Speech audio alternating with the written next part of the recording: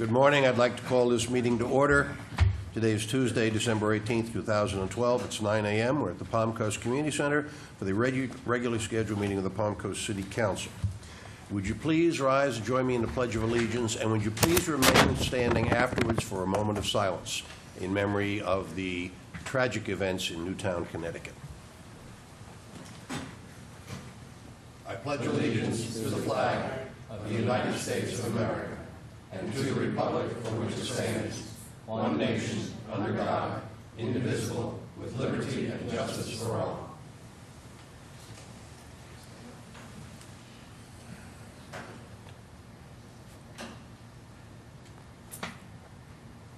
Thank you. Roll call, please. Mayor Nets. Here. Vice Mayor Bill McGuire is absent and excused. Councilmember DiLorenzo. Here. Councilmember Ferguson. Here. Councilmember Lewis. Here. Mayor, all other members are present. Thank you very much. First item on our agenda is the approval of the minutes of the December 4th City Council meeting and the December 11th City Council workshop. Are there any additions, corrections, or is there a motion for approval? Move approval. Is there a second? Second. Moved and seconded. All in favor signify by saying aye. Aye. Opposed? Motion carries without objection. Agenda item number 2, presentation of the Structural Beautification Award. Mr. Landon. Mayor, City Council, this is another one of our programs to recognize people who are really stepping it up in our neighborhoods, and Bill will make this presentation today. Bill, please take it from there. Good morning, everyone. Bill Butler, City Landscape Architect. It's my pleasure to be before you again today to present another beautification award for a resident of our city that has gone over and beyond what city codes require and done this on their own and helped to beautify their community and make this a more beautiful place to live. Just recapping our award system for this program, we have our beautification award, which really focuses on the aesthetics of the landscaping and selection of plants, proper placement, that it meets our codes, Florida-friendly landscape practices, which we highly encourage. And then the next one is the Structural Beautification Award, which is not so much the landscaping, but more of the structure of the house, the architecture, the color, the amenities they've added to it that make it seem more interesting and increase the value of the house and the neighborhood area. And then we have the Go Green Award, which is an award we give for people who do a combination of green efforts, solar collection for powering different things, water conservation, native plants, rain gardens, rain barrels, anything like that that would help our environment and to be more energy efficient. And then we also give another pat on the back sort of award for someone who's applied for one of these awards but maybe didn't meet all the criteria, but hey, they're trying, and so we also recognize them with a sign and then give them some tips on how they can step it up to get one of our other awards. Today's award is presented to Mr. and Mrs. Parasol, who live at 2 Watermill Place, and they're going to be getting the Structural Beautification Award. As part of the application, we asked them to send before pictures, during, after. A lot of times we don't get all of them. Sometimes we just get the afters. But in this case, we did get some nice befores and constructions. This is their house, which is basically a rectangular house, the old ranch-style, old ITT type house there. It's pretty nondescript, kind of hidden by all the vegetation there. And what they did was pretty dramatic. First of all, they started tearing off the end of the house there because they wanted to build a second story. And this shows the crane tearing everything apart there. This is the second story going on, which you don't really see second story houses that much here in Palm Coast. And sometimes when they're done, they're kind of ghastly. They're just really tall and don't blend in. And I think what you'll see is that they've done a nice job of blending that. This is the finished product. This is the front of the house. And you can see they've used a brick veneer, put some columns on, a nice paint scheme. They've also added a garage, and they didn't add it straight along the same line. They've set it back a little bit to kind of help the look of there, have a little different roof line, a little hip roof there. This is the right front corner of the house, and you can see the wall space. And as I'd mentioned before, in some 2 stories, that's just a blank wall, and it looks pretty ugly. But what they've done is they put some banding there, some borders around the windows, and some little false windows that you can see right here with little lattice things that help the look of it. This is the rear of the house. This is not a swimming pool. This is just an outdoor patio area that's been screened in, has a little arbor, and is very visible from the street, so they've done a very good job of screening it and landscaping it. And this is the other corner here where they've done a little landscape back there, and again carried through the wall treatment and borders around the windows and doors. So, based on all the criteria that we have, the Beautification Environment Advisory Committee has agreed to award them the Structural Beautification Award. And at this time, I'd like to bring up Glenn Partolo. He's our Vice Chair, and also Mr. and Mrs. Parasol.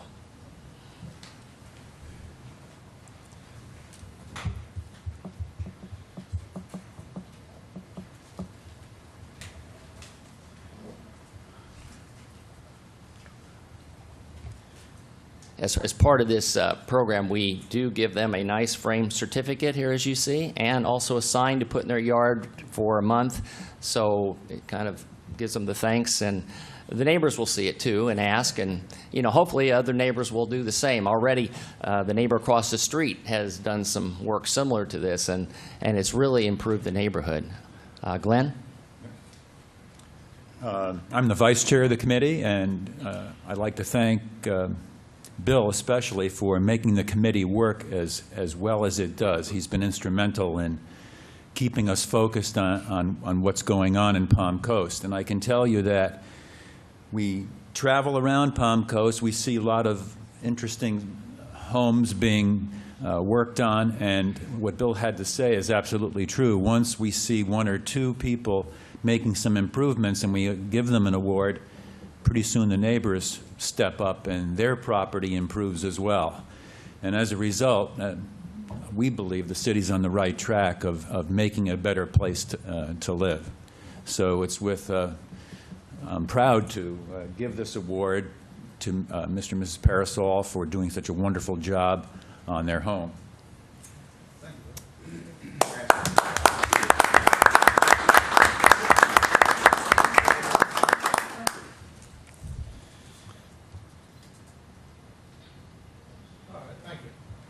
Thank you very much for helping to make Thank you. Palm Coast a beautiful place to live.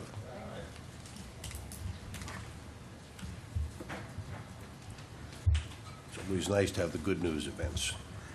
Speaking of good news events, agenda item number 3, presentation of the Florida section of the American Water Works Association Conservation Award. Mr. Landon, you want to introduce this one? Yes, come on up, guys. Very proud to introduce this one. I've seen this guy before. We all kind of take it for granted when you turn the light switch on, electricity will happen, and when you turn your faucet on, water will run out of it.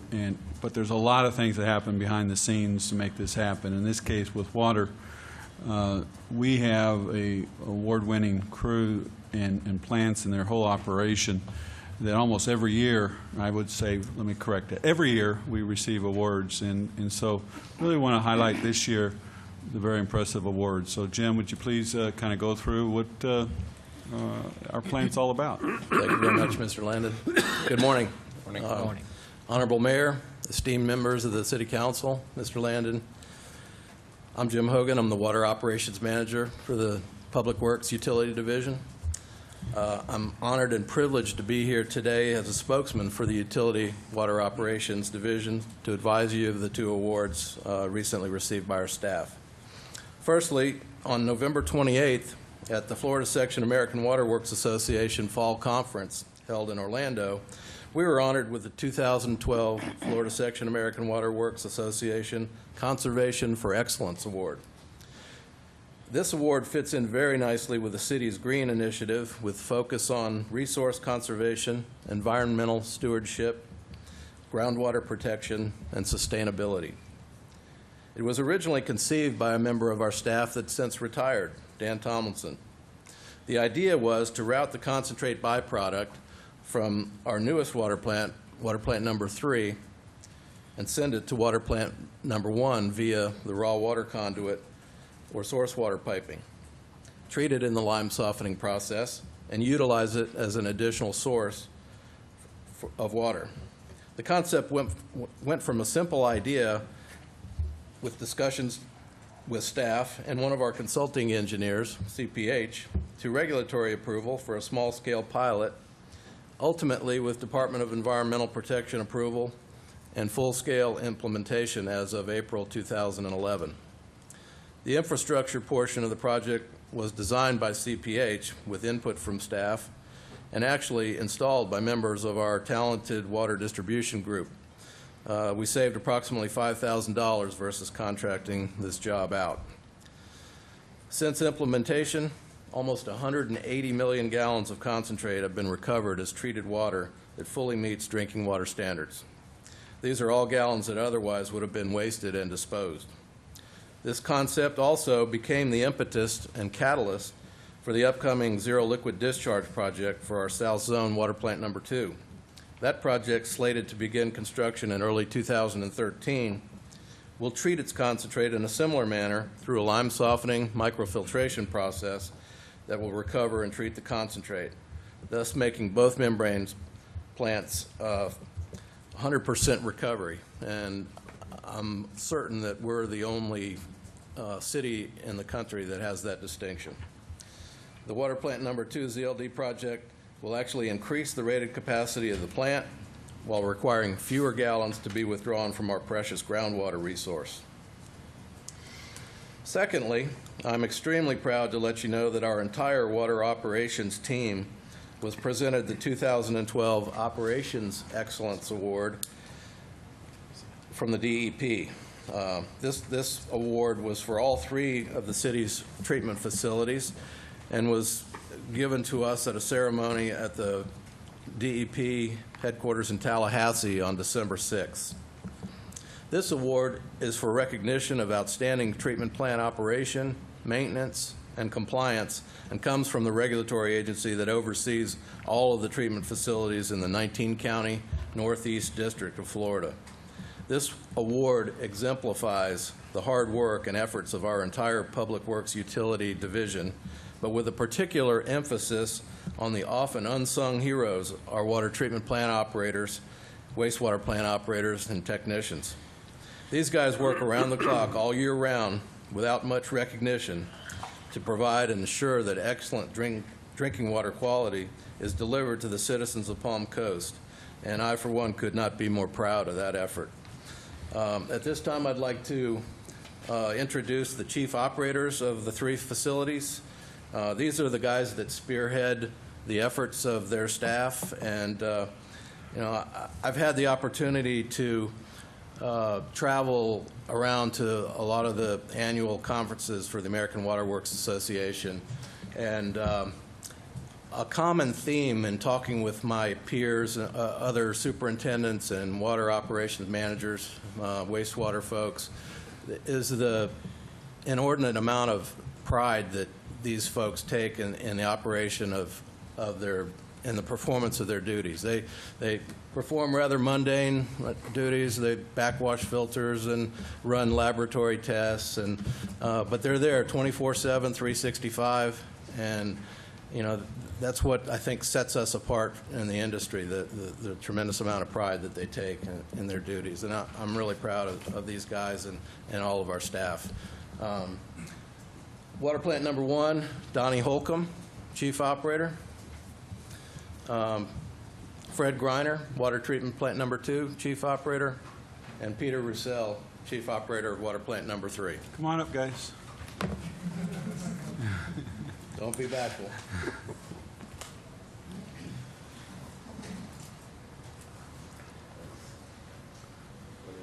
I think in front, would you all, would the mayor and council members like to join the photo? Come on, guys. Are we deserving? We can look cute.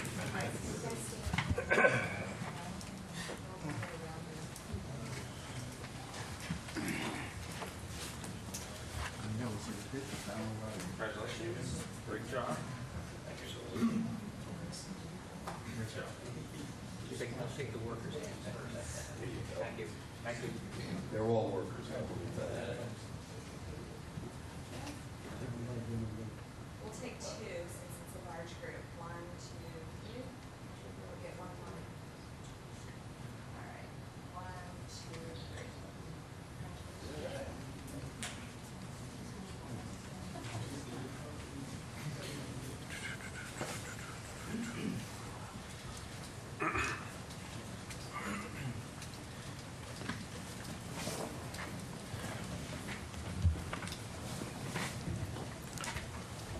Obviously very proud of their accomplishments.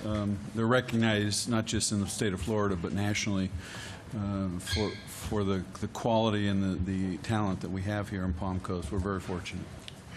And, you know, I think it goes beyond that, Jim, because you use the analogy when you turn the light switch on, you expect the electricity to flow. Well, it does. But the difference between electricity and water is that improperly treated, improperly handled, improperly managed, your water could be a source of tremendous public health problems. Right. The fact that we have such outstanding people and such a great system means a tremendous amount that we often take for granted. So I'm real pleased that the work that these fellows are doing. Mr. Mayor. Mr. DiLorenzo. That, that first project and the zero liquid discharge project that we're working on are going to pay huge dividends. With the EPA's ruling just came down that we're going to have tighter numeric nutrient criteria, and those types of programs are, and not just the water that they recover, but the future savings by having those projects come online is going to be fantastic for us. And I hope you all took notice of Mr. Hogan's word, the only water treatment plant in the country that will achieve this kind of zero liquid discharge. That's fantastic. Okay. At this time, I would like to recess the City Council meeting and convene the meeting of the CRA Board. So, gentlemen, we are now seated as the CRA Board. This brings us to agenda item number 4, a resolution approving refinancing of the State Road 100 redevelopment note. Mr. Landon. Mayor, City Council, this is a combination of a couple of things. One of them is in today's environment with low interest rates, we have an opportunity to refinance an existing loan that the CRA has obligation to pay each year. And then also, this is the next stage in the implementation of the Bulldog Drive State Road 100 Flagler Palm Coast High School Improvement Project. This actually was, you've discussed this in previous council meetings. This is one of those implementation stages. I've asked Carl Cody, our project manager, to once again, just primarily for the public, you've all seen this, but highlight the type of improvements that are being proposed out there on State Road 100 and Bulldog Drive in the vicinity of the high school. And then Chris Quinn will go over the refinancing and the loan that's also on your agenda. So, Carl, if you'll take it from here with the background. Okay. Good morning, everybody. Bulldog Drive project is a fairly extensive project. It really covers 3 main components. One component, obviously, are improvements along Bulldog Drive, basically extending from SR 100 north up to Central Ave. It also addresses stormwater improvements in the area. The stormwater basin includes, it falls within an area that includes part of town center, the high school site, Bulldog Drive. It's all interconnected as one drainage basin, so any basically improvement affects the entire system. Obviously, we know that area is an area that does have stormwater issues. Part of the project is to make improvements to that system. And the third main component are improvements along SR 100, which would include basically a lot of adjustments to turn lanes into the high school, adjustments to turn lanes onto Bulldog Drive to increase some queuing. Currently, right now, there are no right turn lanes into the high school. You have cars backing up along SR 100 This adds some right turn lanes into the high school. It does some improvements around the intersection with Bulldog and SR 100. Currently, right now, the high school, in order to exit the high school and head east at a signal, there's a little driveway connection right adjacent to the intersection. And with the current improvements, that driveway goes away. It will become, it's basically a safety issue. There's multiple lanes to cross. So part of the overall adjustment is to close that driveway, to shift the main entrance to the high school, which would then allow those turn lanes and safety improvements to be put in place, which affects some of the circulation at the high school. So it does involve some modifications to the high school site to improve the traffic configuration, circulation. Right now, the improvements on Bulldog would be to add turn lanes at the signal, to improve the signal, would be an interim 2-lane improvement. It addresses the stormwater issues. Those touch upon the main components of the project itself. I want to stress that the project is moving forward. This is actually the implementation from the funding standpoint. So the next portion of this, which is Chris Quinn, is really what's on your agenda. Just always good to keep the background in updating people as to why we are borrowing the money to make these improvements. Good morning, Mr. Mayor and Council. This is the information relating to our CRA loan refinancing. This loan was originally taken out 3 or 4 years ago now to help with the property purchases and some of the projects that were going on within the CRA area. The original loan amount was $4 million. Our current balance is just under $3.4 million. The interest rate was 4.34% with an average annual debt service payment of about $365,000, maturing in December 2024. The refinancing portion of that loan, again for the same balance of just under $3.4 million, drops the interest rate down to 2.29%, which is a fairly significant drop in interest rate due to the current interest rate environment. Our average annual loan savings on debt service per year is about $37,000 per year in interest. The estimate over the life of the loan is a little over $440,000, with a current present value of a bit over $380,000 of savings just on the refinancing portion alone. In addition to the refinancing the existing loan balance, there's some additional funds of a little over $2 million that will go directly towards the Bulldog Drive project that Carl mentioned earlier, bringing our total loan amount to just under $5.45 million. Again, the interest rate 2.29%. Our maximum annual debt service payments around $528,000. Maturity date moved forward a few months to October 2024. And just as kind of as an aside, the fiscal year 13 just tax revenues within the fund, and that's again the county and city tax increments, are a little over $1.3 million, giving us a debt service coverage ratio on this particular loan of over 2, close to 2.5, which is very, very good. Any questions? Would like to also point out that the CRA area is the only area obligated for this loan. In other words, this is not something that the rest of the general taxpayers are having to pay back the dollars. It is strictly the town center development area and the tax dollars generated from there that go towards paying back for the loan for these improvements. Right, those specific tax increment dollars are the only things pledged to pay back this particular debt. Council questions? No questions. Seeing none, we'll open the meeting to the public. Anyone from the public wish to be heard on agenda item number 4? Seeing no one approach the podium, we'll close the public portion of the meeting, go back to council. Additional questions, comments, or a motion? Move approval. Is there a second? Second. Moved and seconded. All those in favor signify by saying aye. Aye. Opposed? Motion carries without objection. At this time, Mr. DiLorenzo, I will entertain a motion to adjourn the CRA board meeting and to reconvene the city council meeting. Motion to adjourn the, All in favor? Aye. Aye. Opposed? All right.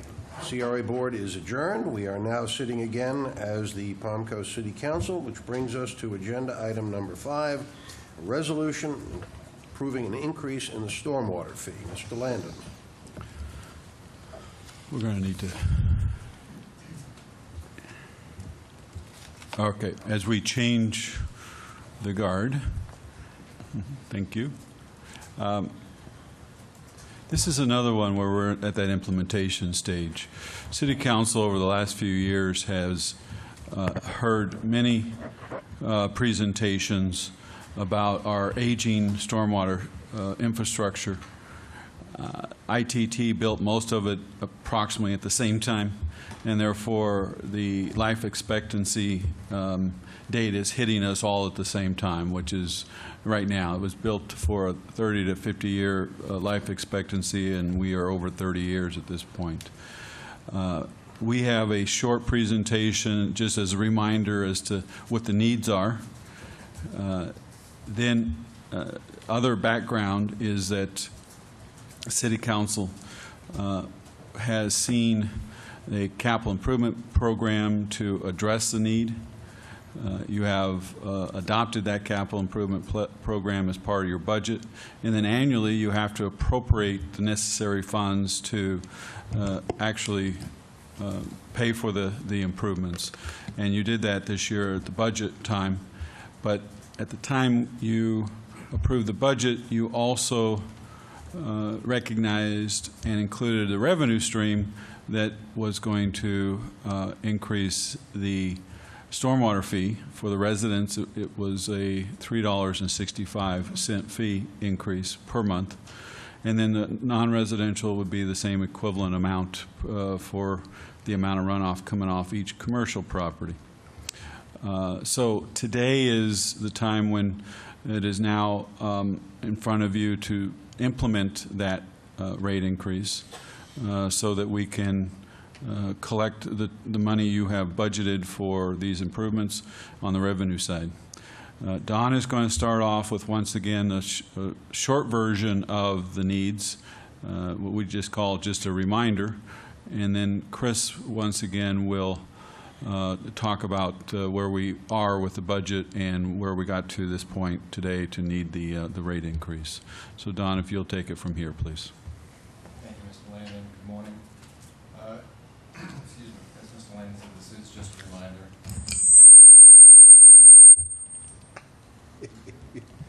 That was new. Hello. Well, we know the electricity's flowing. Yep. I'm sorry. As I said, this is just a reminder. We've all seen this, an extended version of this presentation before. The system itself is very vast. As you can see, this is our most recent inventory. It has two very distinct components, a natural component, which is made up of our swales, our ditches, our canals, and a hardened infrastructure, which are the pipes under the road. We have over 1,500 of those. And major crossings, control structures. This is a picture of a project that's out to bid right now. It's part of the Three Sisters project. And it's actually a good representation because this structure doesn't actually function very well.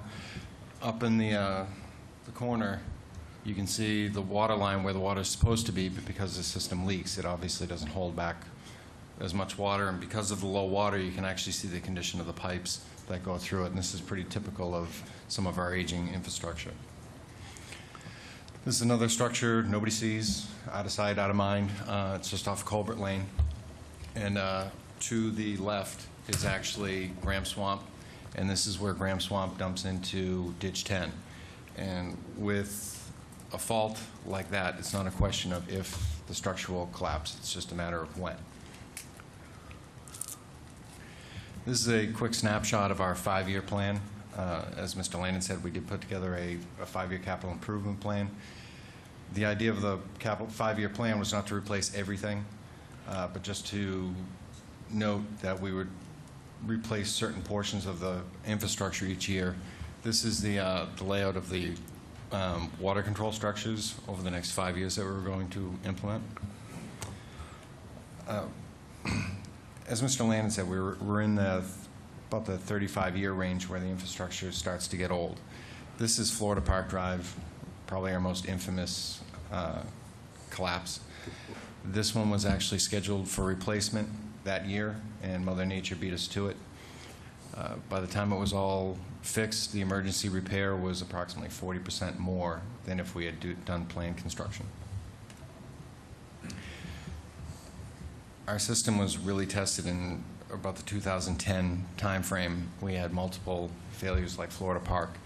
And this is just a quick summary of the cost of planned construction versus emergency construction. And it does average out to somewhere in the neighborhood of 40% more. For the natural areas, swales, ditches, we do maintenance, and it is adequate. Our system functions. And we implemented a swale maintenance and rehabilitation program that has been extremely successful. The guys are out there every day on a 6-month rotation throughout the city. So we have been addressing work orders within 6 months, and they're out there somewhere, sometime, every single day. This is just another quick snapshot of our capital improvement plan laid out by years. As you can see, each year we plan to replace one major control structure, but we do have 30 of them, over 30 of them throughout the city.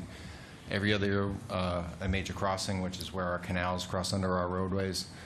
30 minor crossings where the ditches cross under the roads. But at 30 a year, we actually have over 1,500 of these. So down in the lower right-hand corner, you can see even after 2016, we still have a very long way to go. That was it. If there's any questions. Yes, Mr. Lewis. The Three Sisters, where is it, and what are the consequences if it is not addressed? Three Sisters are actually in the U section. They're off of Underwood Drive, and it's actually a convergence of 3 of our canal systems. And it's actually one of the few you can actually see from I-95. All 3 of those canals outfall under I-95. If we had a catastrophic event and one of them blew out, or 2 of them blew out, the issue is you have millions of gallons of water and tons of weight and all the material trying to force its way through a box culvert that goes under 95. And you run a very high risk of not just doing damage to that box culvert, but actually doing damage to the roadway itself. Chances of losing 95 are slim and none, but we could do some significant damage and or block off, with all the material trying to get through there, you could actually block off that box culvert and cause flooding upstream. Let me add to that. The other part, long-term, is the impact on our neighborhoods, because what these structures do is hold back the water that create the canals. When the structure is no longer there, the canals don't hold any water, which means now you have that nasty muck that's in the bottom that will stay muck for a long time, causing a lot of odor, a lot of issues in the neighborhood. So not only is it the flooding, but it's also the day-to-day maintenance of our neighborhoods that our whole system is responsible for, if you will, and we're responsible for maintaining it. Absolutely, and if I may add, there's also an environmental impact to this. We lost the structure at Mulberry Creek behind the yacht club, and there was a wetland there. Because the structure wasn't there and we weren't holding any water back, it did some significant damage to that wetland. When we finished replacing it, we did some additional plantings trying to reestablish the wetlands, and today that wetland is back up and healthy as ever. But short term, it did do some damage to that wetland. I have a question. Sure. When you say the environmental sensitivity, would there be subject to fines if there were not remediation of the wetlands by the regulatory agencies? Could there be? There's always the possibility, depending on what happens. I don't know about any fines, but yes, St. John's was very much interested in the Mulberry Creek project and was very much interested in reestablishing those wetlands, not just putting the structure back, but making sure that we reestablish those wetlands. I'm curious about what the definition of interested means. Do they have any taxing authority or penalty authority, the St. Johns River Management people? Let me try to address that. The answer is yes. Because it was a blowout caused by Mother Nature, by a storm, they're not going to fine us.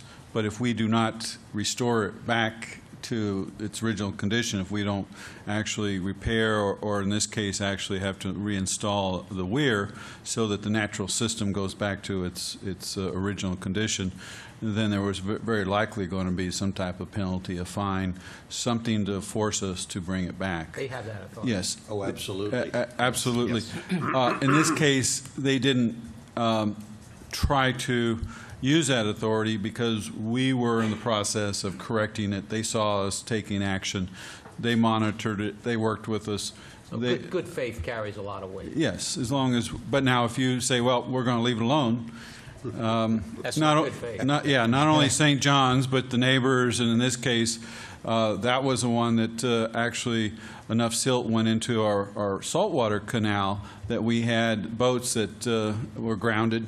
I mean, the impacts are quite significant when our system blows out. You know, and Florida Park Drive is very visible, but so everybody knows about it. But even these small systems, it has an impact on neighborhoods. Sure, and I was trying to figure out how to word that, so thank you, Mr. Landon, because we've actually established a very good rapport with St. Johns River Water Management District. And Because we act in good faith. Yeah, it was good faith. They were out several times when we had questions. They helped us review the plans so that we made sure that we did everything they wanted within reason. They were willing to work with us because we have such a good relationship with them. Good to hear they're reasonable. Yes, very good. Very good to hear. Question. Mr. Lewis. For the benefit of the viewers who are watching or listening, what is the significance of the wetlands? The significance of the wetlands? Yeah, why don't we just fill them all in? I didn't mean that. And I may not be, I'm actually not the person to answer this question probably as eloquently as Denise Bevan would, but they're trying to save the natural environment. Without the wetlands, we especially given that one case, the wildlife left. You know, there was nothing to support the wildlife. And now that it's back, you can go back there and see all types of wildlife. It's a natural habitat for a lot of the animals that are around. Birds, snakes, yes, snakes. We had an otter that was living back there, a family of otters actually. And the fish came back. There's deer back there. Aquifer recharge. Aquifer recharge, absolutely. You know, the word Water retention. Yeah, I mean, it's treatment, yes, yes. It's not just a question of, oh, it's nice to have. It's an Correct. essential part of the ecosystem. Yes. it's an ecosystem, and man can, in our activities, can destroy that ecosystem. And if we do that, then we destroy everything that goes along with that. And so the goal is to try to preserve that ecosystem along with many others. It's just this one in Florida is the one that is most prevalent and the one that we try to protect the most. Remember the consequences a century ago of over-farming in the Midwest and the creation of the Dust Bowl. Yep, Don't mess with Mother Nature. Yes. same concept. Thank you, Mr. Lewis, for pointing that out. You're welcome. Any other council questions? If not, we'll open the meeting to the public. Anyone from the public wish to be heard on agenda item number 5? And seeing no one approach the podium, I'll close the public portion of the meeting, come back to council. Additional questions, comments, or a motion? I'm going to support this today because we need to support this today. We have a aging stormwater system that requires replacement and maintenance. I have spoken publicly that I don't feel that this ordinance is fair and equitable, as fair and equitable as it needs to be. And so I'm looking forward to when we continue our discussion. I think that's the second workshop in February. We have that scheduled for. But I'm prepared to support this today because we have to fund this stormwater utility because it's just that important. It's just something we cannot let go. So, Is that a motion, Mr. Di Lorenzo? if there's no other comment, I move approval. Is there a second? Second. Moved and seconded. All in favor signify by saying aye. Aye. Opposed? Motion carries without objection. Mr. Di Lorenzo, your point is very well taken, and I think we made that point at the last workshop. We need to do this now. That doesn't mean that we can't find ways to improve it, make it more fair, make it more equitable, and to ensure that everybody is properly, not only properly served, but pays their fair share. So I look forward to that discussion as well. Agenda item number 6, resolution providing for collection of Old Kings Road special assessment on property tax bills. Mr. Landon. Mayor, City Council, this is actually just a notice. It does not implement or cause you to take action. The background on this item is that the four-laning of Old Kings Road between Town Center Boulevard and State Road 100 was actually completed at the request of the property owners that held large tracts of land for future development. They were interested in seeing these improvements occur to encourage their property to be developed. Obviously, the economy then hit us, and it did not occur as anticipated. Probably the most one known in the public in Palm Coast is the second store of Walmart was in this stretch, and that has been delayed as a result of the downturn in the economy. The funding mechanism for these improvements was actually a taxing district.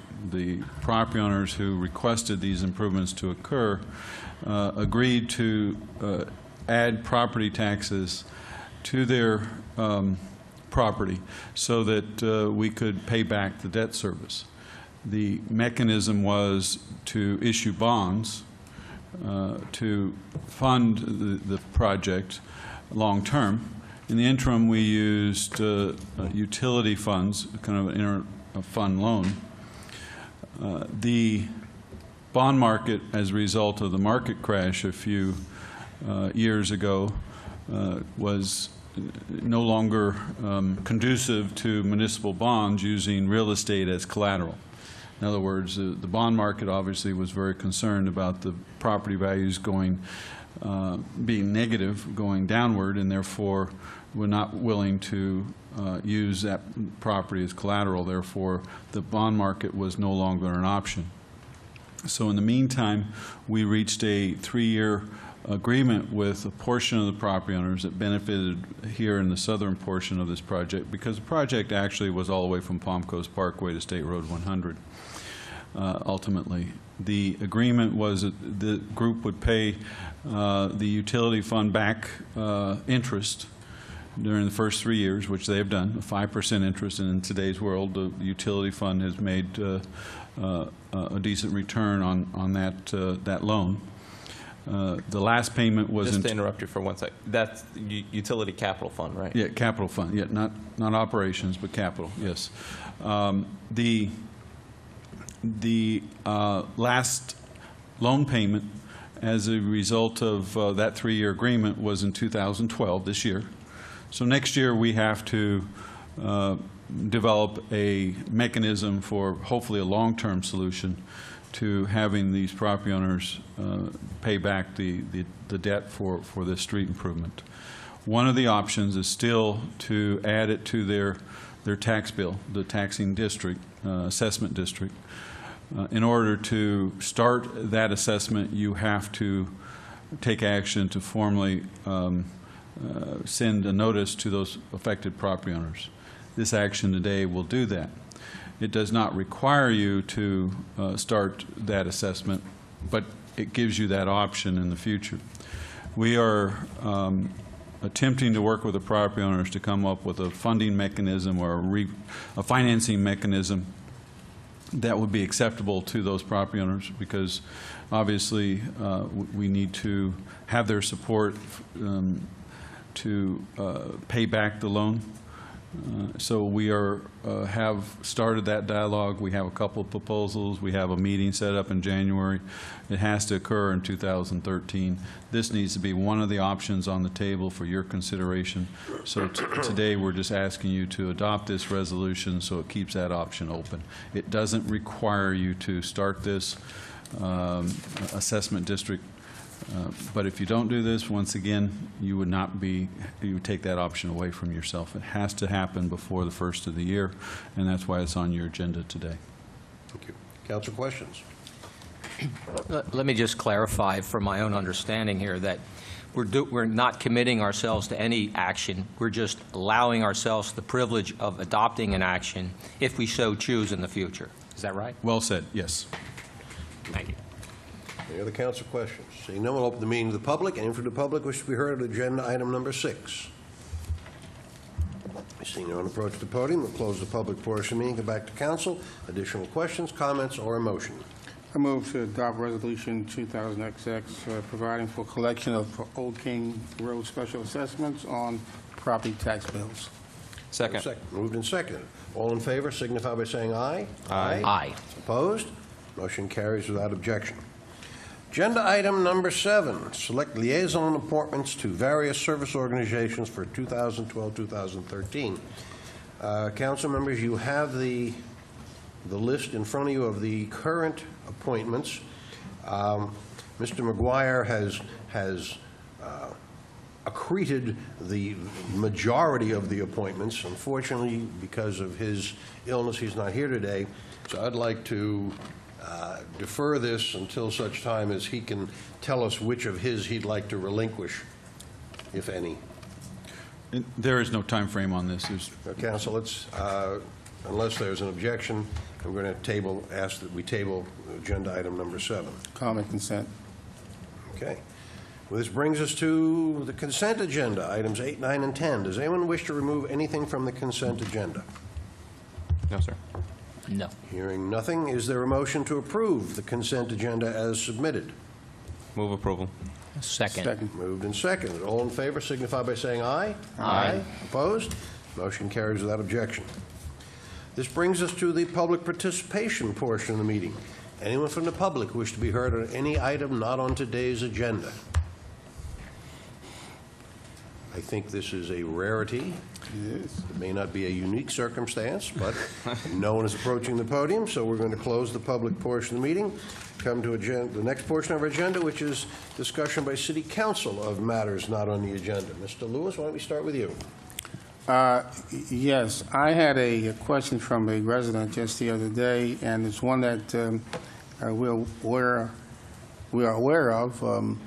I don't see any resolution to it, but what it is this. The resident asked me what would happen to some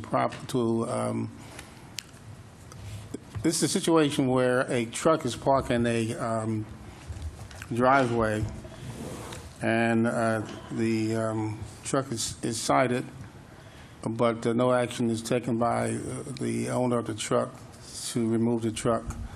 Other than the fact that we can lien the property, what else is there we can do to get that truck removed? I'm going to let the attorney address that, please. Part of it would depend upon the nature of the citation, the nature of the alleged violation. The violation would accrue to the owner of the truck and also potentially to the owner of the property. So it could either be a citation, which is like a ticket for a violation which is authorized under our code, which would go to the owner of the truck. And it also could go to the Code Enforcement Board to impose a per diem fine against the owner of the property for violation of our code. If it got to the point where it was deemed to be the truck was abandoned, again, it depends upon the nature of the violation, then there's another part of our code that could be used to remedy that situation, whether it was to the degree that it became a nuisance. But the most likely outcome would be a citation to the property, to the truck owner, but also the next likely scenario and consequence would be a code enforcement violation before the Code Enforcement Board directed to the property owner. If the property owner is not the same as the vehicle owner. What I'm obviously thinking of and referring to is where you have a tenant of a property that may be the owner of the vehicle or the vehicle could be owned by a guest of the property owner. Thus, the dichotomy of the owner of the vehicle versus the owner of the property. This is a case where the owner of the vehicle is a renter, and he does not remove the truck. Again, the citation most likely has been issued or will be issued. Again, I don't know the circumstances specifically, but I would imagine that code enforcement is moving forward with the citation against the property owner because it's occurring on the property owner's property. So in other words, we get no resolution until the property is sold. Potentially.